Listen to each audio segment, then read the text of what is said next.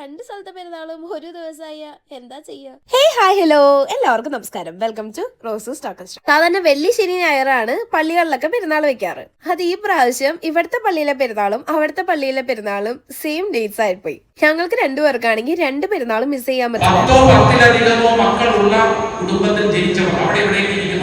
പറഞ്ഞു തുടങ്ങിക്കൊണ്ടിരുന്നപ്പോഴേക്കും അച്ഛന്റെ പ്രസംഗം വന്നു. അതൊക്കെ പോട്ടെ, നമ്മൾ അങ്ങോട്ടും ഇങ്ങോട്ടും ഒക്കെ അഡ്ജസ്റ്റ് ചെയ്ത് ഓരോ ദിവസം അവിടെ എവിടെയോ അങ്ങനെയൊക്കെയാണ് പെരുന്നാൾ കൂടിയത്.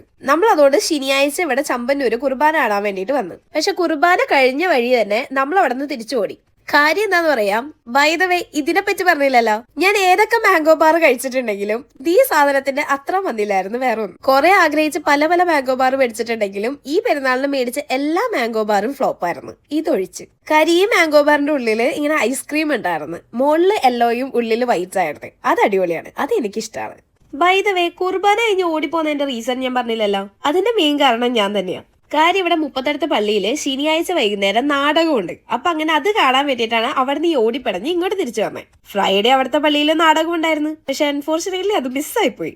അങ്ങനെ ഇതും മിസ്സാക്കാൻ പറ്റില്ല എന്നോർത്താണ് നമ്മൾ ഓടിപ്പടഞ്ഞ് ഇവിടെ വന്നത്. പക്ഷെ നമുക്ക് ഒരു ഇച്ചിരി നമ്മൾ ലേറ്റ് ആയിരുന്നു. പക്ഷെ നമ്മുടെ കസിൻസ് എല്ലാവരും വന്നുകൊണ്ട് നമുക്ക് ആ സ്റ്റോറിക്ക് നമുക്ക് അടിപൊളിയായിട്ട് പറഞ്ഞു തന്നു. പകലിൽ മറഞ്ഞിരുന്ന ഒരാൾ, അങ്ങനെ എന്തോ ആയിരുന്നു ആ നാടകത്തിന്റെ പേര്. നല്ലൊരു ഇമോഷണലി ടച്ച് ചെയ്യണ ഒരു സ്റ്റോറി ആയിരുന്നു.